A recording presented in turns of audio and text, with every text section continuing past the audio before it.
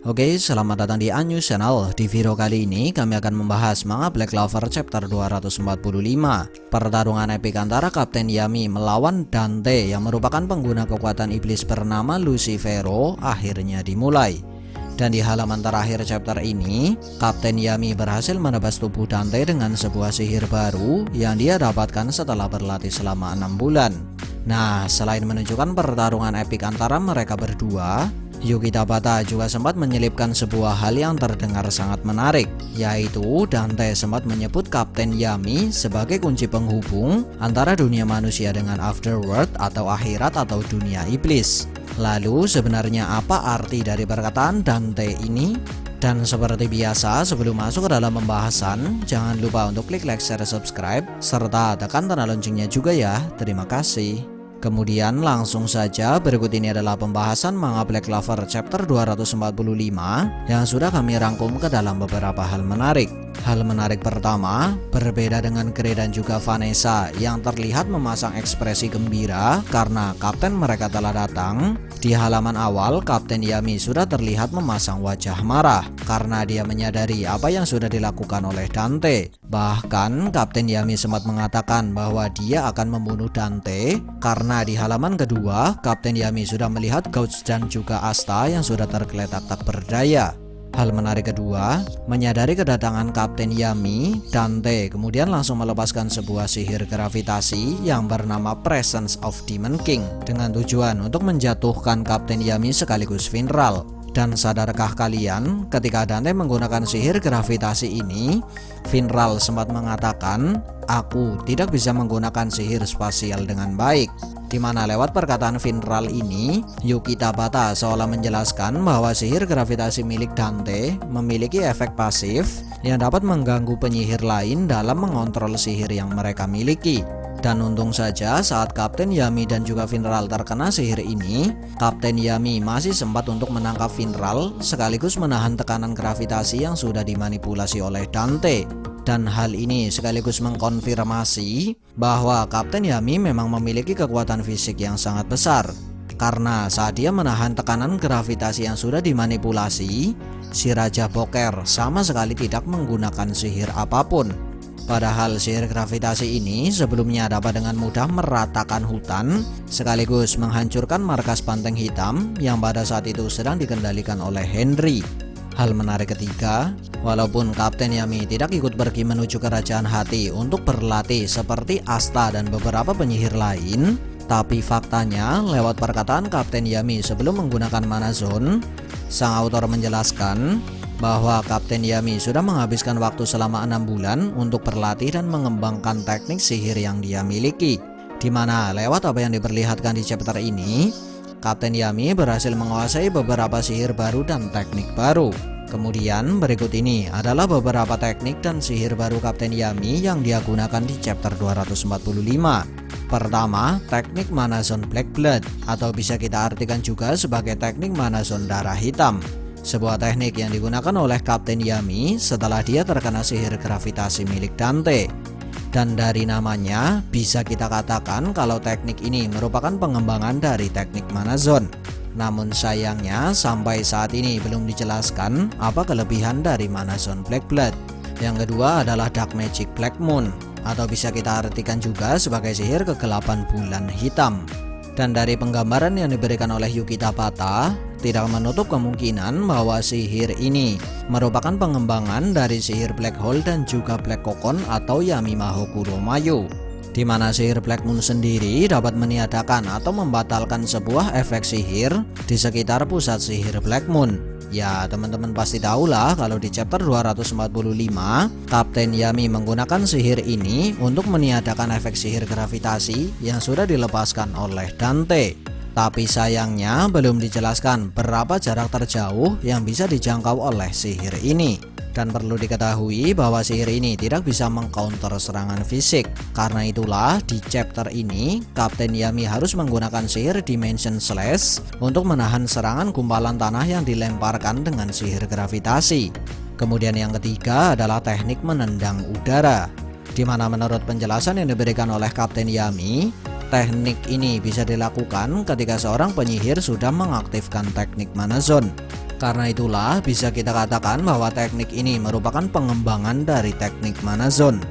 Kemudian yang keempat adalah sihir baru Kapten Yami yang merupakan penggabungan dari teknik berpedang dan juga sihir kegelapan serta teknik Manazon yang sudah dikembangkan, di mana teknik atau sihir ini sendiri diberi nama Manazon Condensed Dark Cloaked Ayai Slash. Ya, teman-teman tahu sendirilah, berkat teknik atau sihir inilah Kapten Yami berhasil menebas tubuh Dante. Nah, sebelum masuk ke dalam pembahasan hal menarik selanjutnya, perlu teman-teman ketahui bahwa nama-nama teknik dan sihir baru Kapten Yami yang kami sampaikan tadi hanyalah nama sementara yang didapatkan dari terjemahan fans dan tentu saja belum bisa kita pastikan kebenarannya sampai versi resmi dirilis. Kemudian hal menarik keempat, selain mendapatkan teknik dan sihir baru, saat ini Kapten Yami ternyata sudah mengembangkan atau mengupgrade sihir-sihir baru yang sudah dia kuasai sebelumnya. Dan salah satu sihir yang sudah di-upgrade adalah sihir Dimension Slash miliknya. Dimana di chapter ini sendiri, Kapten Yami terkesan dapat menggunakan sihir Dimension Slash dengan lebih cepat daripada sebelumnya. Nah, teman-teman tahu sendiri kan bahwa Kapten Yami dapat membelah gumpalan tanah yang dilemparkan oleh Dante dengan Dimension Slash. Padahal gumpalan tanah tersebut bergerak dengan sangat cepat karena momentum yang tercipta dari sihir gravitasi milik Dante. Hal menarik kelima, menyadari bahwa serangan gravitasi jarak jauh tidak mempan untuk melawan Kapten Yami yang sudah mengaktifkan sihir Black Moon, Dante kemudian memutuskan untuk menciptakan sebuah pedang dari tanah yang dia padatkan dengan menggunakan sihir gravitasi dan menantang Kapten Yami dalam pertarungan pedang. Di mana dalam pertarungan pedang ini, Dante menggunakan sihir gravitasi miliknya untuk memperkuat dan mempercepat tebasan pedang yang dia lepaskan. Dan nama sementara untuk sihir gravitasi yang dia gunakan dalam pertarungan pedang ini adalah Gravity Magic Heavy Invites Gladiator. Hal menarik keenam, seperti yang kita ketahui bersama, dalam pertarungan melawan Dante, Kapten Yami sempat menjelaskan bahwa dia mengakui kalau Dante memiliki tebasan dan pergerakan super cepat karena sudah dipercepat dengan sihir gravitasi. Tapi walaupun demikian, bagi Kapten Yami, kecepatan yang dimiliki oleh Dante masih di bawah Kaisar Sihir Julius. Nah, dari hal ini Yuki Tabata seolah mengisyaratkan bahwa Kapten Yami sudah pernah melihat sendiri seberapa cepat Kaisar Sihir Julius. Dan yang jadi pertanyaan, kapankah Kapten Yami melihat pergerakan super cepat Kaisar Sihir Julius? Mungkinkah Kapten Yami sudah bertarung bersama dengan Kaisar Sihir Julius? Atau bahkan Kapten Yami pernah latih tanding melawan Kaisar Sihir Julius?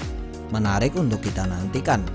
Hal menarik ketujuh, dari fakta yang menjelaskan bahwa Dante sudah mengetahui banyak hal tentang Kapten Yami, serta dari perbincangan Kapten Yami dan juga Dante di tengah pertarungan, bisa kita simpulkan bahwa Dante sudah lama memata-matai Kapten Yami untuk mengumpulkan informasi tentang Kapten Yami.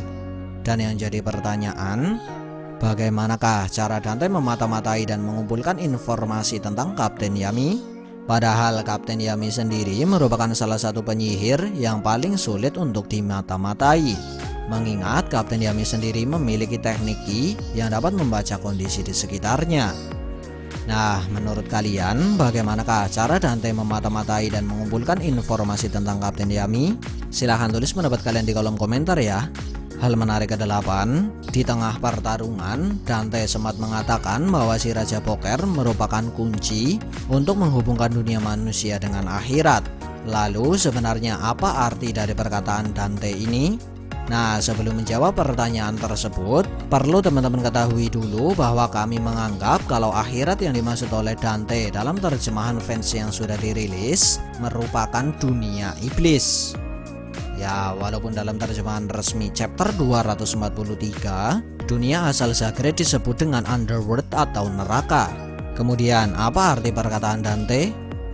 Ya, menurut kami perkataan Dante ini seolah mengisyaratkan bahwa kemampuan yang dimiliki oleh para penyihir tingkat arken dapat digunakan untuk menghubungkan dunia iblis dengan dunia manusia.